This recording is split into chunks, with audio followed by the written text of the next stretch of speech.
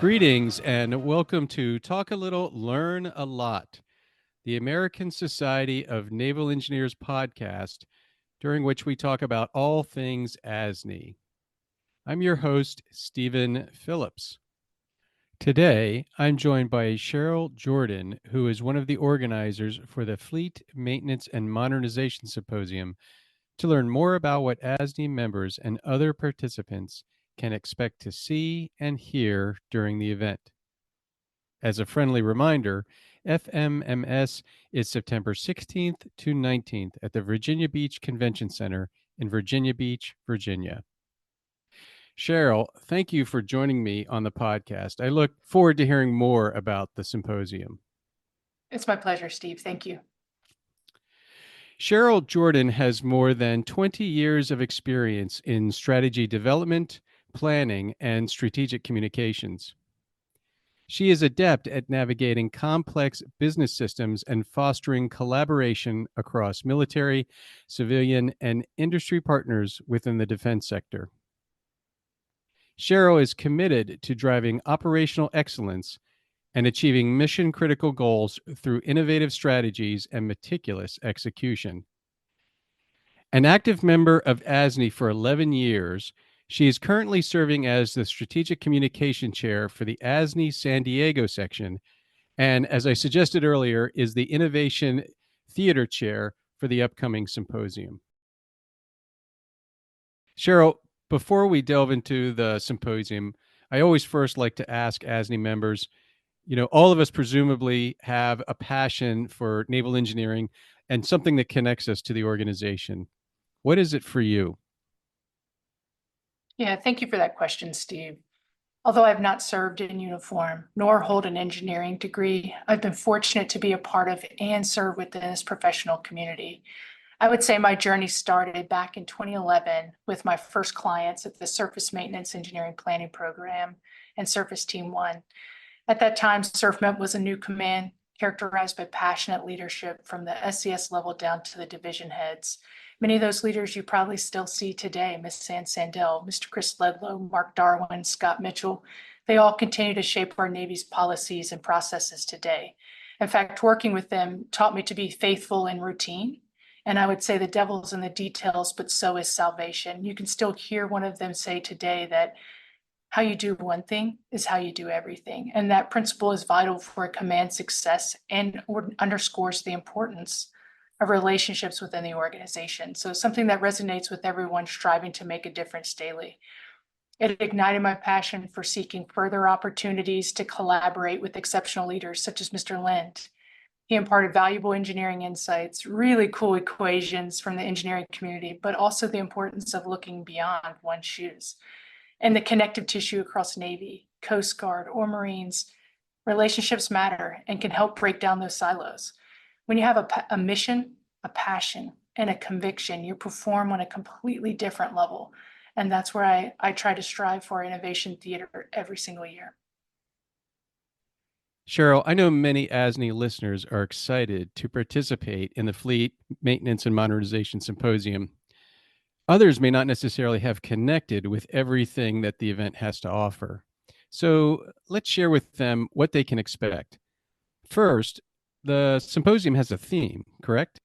Yes, the FMMS Planning Committee selected the theme Status Quo or Industry 4050. Those two terms represent significant shifts in manufacturing and industrial practices, AI, ML, smart technology, and the human-centric approach, driving innovation and efficiency. As chair of the Innovation Theater, you're leading and organizing a 2-day program of speakers and panels. Who's going to kick off the event on Tuesday morning? Captain Andrew Pecora, Commander U.S. Coast Guard Surface Forces Logistics Center, has that honor of kicking off the very first day of Innovation Theater 2024. And a note, each year at Innovation Theater, I aim to ensure that the lineup represents all the key stakeholders encompassed by the term fleet. When it comes to wartime and warfighter readiness, we all share a vested interest. It's not just the Navy. So the team and I created an agenda with leaders from the Navy and Coast Guard, as well as representatives from NCIS and the Army this year. As a retired naval reservist, I noted that day one ends with a panel entitled Twice the Citizen, a Day in the Life of a Reservist. In fact, I was in the same unit with the panel moderator for a number of years, retired Assistant Secretary of the Navy Juan Garcia. What can we expect from this panel, and how might they tie their discussion to ASNE and naval engineering?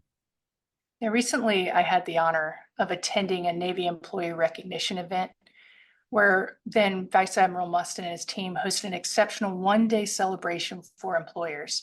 During that event, I had the privilege of walking the USS Tripoli. She's an incredible ship, and leadership is amazing. Witnessing the remarkable investments in Navy's mammal and canine programs, and listening to the compelling stories of the reservists. It was then that I realized the importance of having them represented in Innovation Theater. Again, further defining fleet.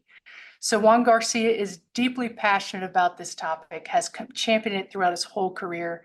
He will assist our panelists in highlighting their day-to-day responsibilities, their roles as reservists, and the significant impact of their dual dedication to the Department of Defense. Now, Cheryl, do you have a talk or a panel that you're particularly excited about for day one? I'm already smiling. Not that I want to play favorites, but I'm eager to hear the leadership panel, Domino Time, Transformational Leadership and Navigating Environmental Constraints. I had the honor of collaborating with Captain Todd Hutchison to assemble a diverse panel of experts from various areas of responsibility to enhance our discussions on change management, leadership, communication, and thriving under pressure.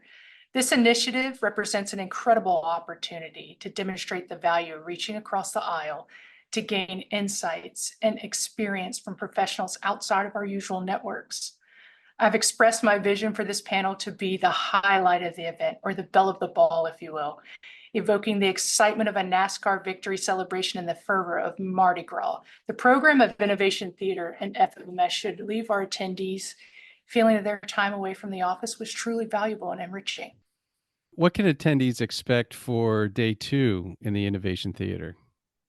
Day two is not short on the action, with advancements on corrosion management, defining and living waterfront engineering excellence, the Navy's 3M program, and more time with our Coast Guard leadership. I have some minor questions also for everything that's going to happen in and around the Innovation Theater. Can we assume there's going to be like Q&A after each presentation? And also, if there's any media that's involved, like if there's a PowerPoint presentation or the references that are used media, are those going to be sent to the symposium participants later? Absolutely. There's some speakers that like Q&A throughout the time slot. There's others that like it dedicated to the end. We're running a tight schedule, so additional questions and one-on-one time with our speakers can continue outside of an Innovation Theater. In fact, that's the brilliance of Innovation Theater. It's informal, it's walk through, have those discussions, gain what you need, and move on to the next session. Those PowerPoints, any of the slide decks, speakers' bios will all be online. Okay. Is there anything else that you would like to share with the Talk a Little, Learn a Lot audience about the symposium and what's going to happen at the Innovation Theater? Innovation Theater is more than technology or tools. It can be people, policies, and process, highlighting the creativity, grit, and discipline that it takes to make all of those things happen. Cheryl, I'm sure the listeners would like to get to know you more. So let's delve into some questions that I've asked other guests of Talk a Little, Learn a Lot in the past. My next question is, what ASNE events have you participated in? In addition to our sections events every month, I attend FMMS, Mega Rust, and Technology Systems and Ships and Combat Systems Symposium, which is coming up this December. Interesting. Have you ever written for the Naval Engineers Journal? I wish I could say that's a recurring thing, but I serve as the StratComs chair for the San Diego section, as you mentioned earlier. My team and I occasionally are able to submit some summaries and photos of our members being able to attend these events. And how about this? What changes would you like to see for ASNE? I would like to see more highlighting or providing visibility of what it means to be an active member. The benefits of joining a professional organization like ASNE and all of her members are not realized until you switch from being a member for your resume and an active member for your career and service. Well, that's great. Thank you, Cheryl, for taking time to discuss the Fleet Maintenance and Modernization Symposium and all the things that are going to happen in the Innovation Theater. I hope that we can have you back again sometime in the future on Talk a Little, Learn a Lot, the podcast of the American Society of Naval Engineers.